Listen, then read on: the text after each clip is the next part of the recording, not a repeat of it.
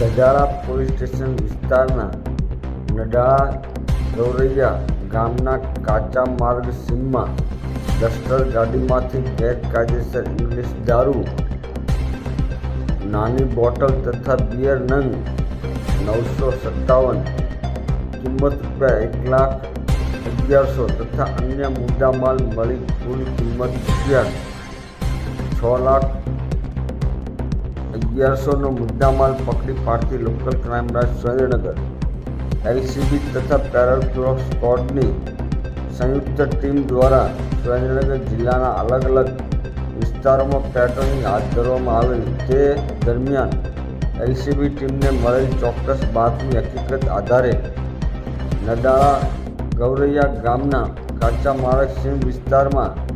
એક ડસ્ટર ગાડીમાંથી ગેરકાયદેસર ભારતીય બનાવટના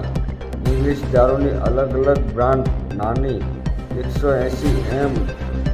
mlની બોટલ, ચપલા નંગ 841,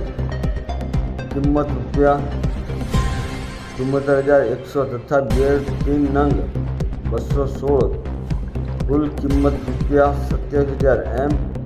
ઇંગ્લિશ દારૂ કુલ કિંમત ₹1,11,000 તથા ડસ્ટર કાર એક કિંમત ₹5,00,000 કુલ કિંમત